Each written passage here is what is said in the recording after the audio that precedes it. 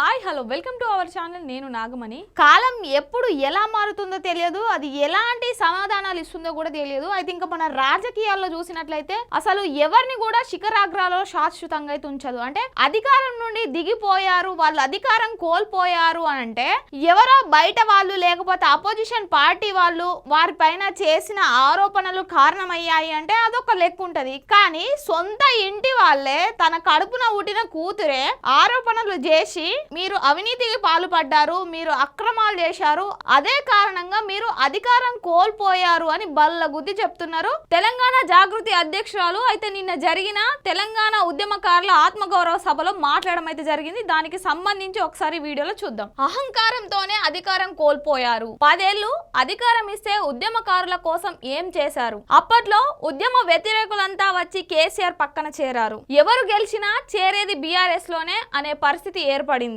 తెలంగాణ రాష్ట్రం ఏర్పడే తర్వాత 10 ఏళ్లు కేసీఆర్ కి తెలంగాణ రాష్ట్రాన్ని అప్పచెప్పారు. 10 ఏళ్ల పాటు ముఖ్యమంత్రిగా తెలంగాణను కనుసైగతోటి శాసించిండు. కేసీఆర్ కనుసైగతోటే పార్టీని కూర్చోబెట్టాలంటే కూర్చోబెట్టిరు, నిల్చోబెట్టాలంటే నిల్చోబెట్టిరు. సరే అదంతా బాగానే ఉంది. సార్ కి రాను రాను ఏమైంది అంటే మొదటి 5 సంవత్సరాలు ఓకే బాగానే ఉన్నారు, కొంచెం అభివృద్ధి చేసిర్రు, అన్ని చేసిర్రు. ఇక రాను రాను ఏంటంటే సార్ కు కొంచెం అత్యాశ ఎక్కువ అయిపోయింది. అత్యాశ ఎక్కువ అయిపోయి తెలంగాణ ఉద్యమకారులు కనిపించలేరు, తెలంగాణ కోసం బలిదానాలు చేసుకున్న వాళ్ళ కుటుంబాలు కనిపించలేవు, ఎవ్వరు కనిపించలేరు. కనీసం వారికి పలకరించుడు కూడా పలకరించలేదు. వాళ్ళకు అప్పుడు ఏం చెప్పిర్రు, తెలంగాణ రాష్ట్రం ఏర్పడిన తర్వాత ఉద్యమకారుల కుటుంబాలకు 250 చదరపు గజాలు ఇంటి స్థలం ఇస్తా, ఇంటికి ఒక ప్రభుత్వ ఉద్యోగం ఇస్తా, అవన్నీ చెప్పిర్రు. అవన్నీ ఉత్తమ మాటలు అయిపోయినాయి. అది పక్కన పెడితే ఎవరన్నా క్వశ్చన్ చేస్తే వాళ్ళు చేస్తున్న అరాచకాలకు అక్రమాలకు ఎవరైనా కనీసం సోషల్ మీడియా ద్వారా గానీ లేకపోతే ప్రశ్నించడం గానీ, అది సోషల్ మీడియా ప్లాట్ఫామ్ గానీ ఏదైనా గానీ ప్రశ్నిస్తే వాళ్ళ మీద కేసులు పెట్టాలి, అరెస్ట్ చేయాలి, జైల్లో పడేయాలి. నువ్వేంది నన్ను అడిగేది అన్నంత విధంగా అయితే ప్రవర్తించారు కేసీఆర్ సారు మరియు బీఆర్ఎస్ నేతలు. తెలంగాణ మొత్తం వాళ్ళ పరిపాలనే అయిపోయింది, మొత్తం వాళ్ళే శాసించారు. అప్పట్లో ఉద్యమ వ్యతిరేకులంతా వచ్చి కేసీఆర్ పక్కనే చేరిరట.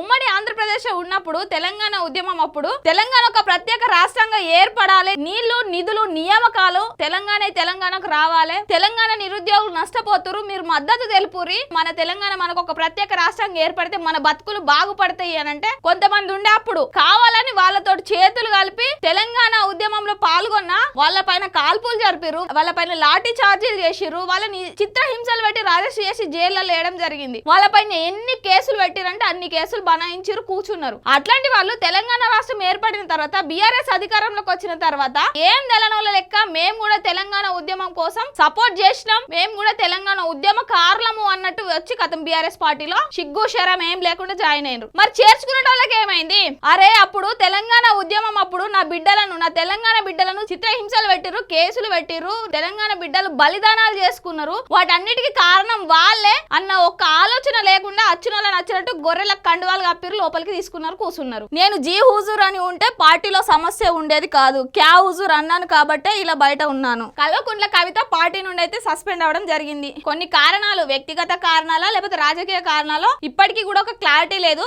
ఆమె లిక్కర్ స్కామ్ కేసులో జైలుకి వెళ్లి బయటకు వచ్చిన తర్వాత ఎక్కువనైతే పార్టీ కార్యక్రమాలలో గానీ లేకపోతే పార్టీకి సంబంధించిన మీటింగ్లలో గానీ ఇక మొత్తానికి చెప్పాలంటే పార్టీకి సంబంధించి మొత్తం ఆమె దూరం ఉండడమే జరిగింది. ఇక రాను రాను రాను పార్టీ నుండి సస్పెండ్ చేసి బయటకు పంపించారు. ఇప్పుడు ఏమంటున్నారంటే బీఆర్ఎస్ పార్టీ పెద్దలు ఏం చెప్తే అది సార్ మీరు ఏదంటే అది, దానికి నేను సై అంటే సై అన్నట్టు ఉండి తలకాయ ఊపితే వాళ్ళు చేసిన అక్రమాలు వాటికి అన్నింటికి తల ఊపితే వాళ్ళు అక్కడ నన్ను ఉంచేవాళ్ళు, నేను క్యా హుజూరి అంతా మీరు చేస్తుంది తప్పు అని ఏలెత్తి చూపినందుకు నన్ను పార్టీ నుంచి బయటకు పంపించడం జరిగిందని కవిత అయితే ఆరోపించడం జరుగుతుంది. రెడ్డి గారు ఉద్యమకారుల పట్ల ఒళ్ళు దగ్గర పెట్టుకొని వ్యవహరించండి, తెలంగాణ జాగృతి అధ్యక్షురాలు కవిత ఏం చెప్తున్నారంటే అప్పుడు బీఆర్ఎస్ 10 ఏళ్ళు ఉన్నప్పుడు వాళ్ళకున్న అహంకారంతో వాళ్ళకున్న పొగరుతోనే ప్రజలను పట్టించుకోలేరు, ఉద్యమకారులను పట్టించుకోలేరు, ఎవరిని పట్టించుకోకుండా వ్యవహరించారు, ప్రవర్తించారు కనుకనే ప్రజలు వాళ్ళను అధికారంలో నుంచి దించేసి ఇంటికి పంపించారు. రేవంత్ రెడ్డి సారు ఇప్పుడు మీరు కూడా ఇట్లనే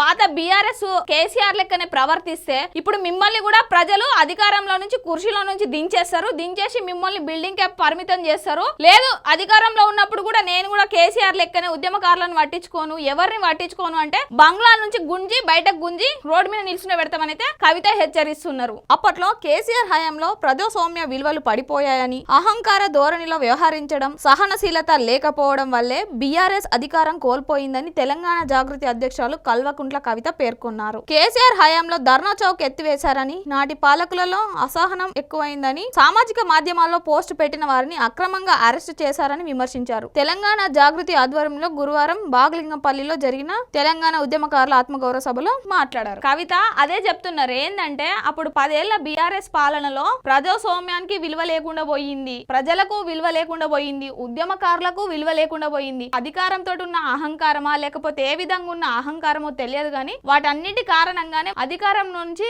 వాళ్ళను ప్రజలు దింపేసడం జరిగింది. అప్పుడు బీఆర్ఎస్ హయాంలో కూడా ఎంతో మంది తెలంగాణ విద్యార్థులను బలి తీసుకున్నటువంటి కేబీఆర్ పార్కు పేరు ఇప్పటికీ మార్చలేరు, అప్పుడు మార్చలేరు, ఇంకా అట్లానే కొనసాగుతుంది. అదట్లుంటే రవీంద్ర భారతిలో బీఆర్ఎస్ 10 ఏళ్ల పాలనలో కేసీఆర్ స్వయంగా చూసిండు తెలంగాణ ఉద్యమకారులు ఎవరు ఏంటిదని స్వయంగా చూసిర్రు. ఆయన వాళ్ళకి సంబంధించిన విగ్రహాలను అఫీషియల్ గా పెట్టలేదు. ఇప్పుడు రేవంత్ రెడ్డి కూడా అదే చేస్తుండ్రు. రవీంద్ర భారతిలో వేరే వాళ్ళ విగ్రహాలు పెడుతురు గానీ కనీసం గద్దర్ విగ్రహం గానీ ప్రొఫెసర్ జయశంకర్ గానీ ఇట్లా కొంతమంది ఉద్యమకారులు ఉన్నారు, వాళ్ళకు సంబంధించి ఇంతవరకు ఒక అఫీషియల్ విగ్రహం అయితే ఎక్కడ కూడా ఏర్పాటు చేయలేరు అధికారికంగా. వేరే వాళ్ళ విగ్రహాలు పెడుతురు గానీ మరి తెలంగాణ ఉద్యమకారుల విగ్రహాలు పెడతలేరు అని అయితే ఆమె క్వశ్చన్ చేయడం జరిగింది. మరి చూడాలి ఇప్పటికైనా మరి రేవంత్ రెడ్డి సార్ కు మరి బీఆర్ఎస్ వాళ్ళు అట్లా చేసిరు, కనీసం నేనన్న ఉద్యమకారులకు న్యాయం చేస్తానని, ఆ ఇస్తానన్న 250 గజాల ఇంటి స్థలం, ప్రభుత్వ ఉద్యోగం, వాళ్ళకి సంబంధించిన విగ్రహాలు మరి పెడతారా లేకపోతే సేమ్ బీఆర్ఎస్ వాళ్ళు చేసినట్టే ఈసారి కూడా చేస్తారా అనేది అయితే మరి ఇంకా 2.5 ఏళ్ళు ఉంది. ఆ 2.5 ఏళ్లలో మరి జరుగుతుందా జరగదా చూడాలి.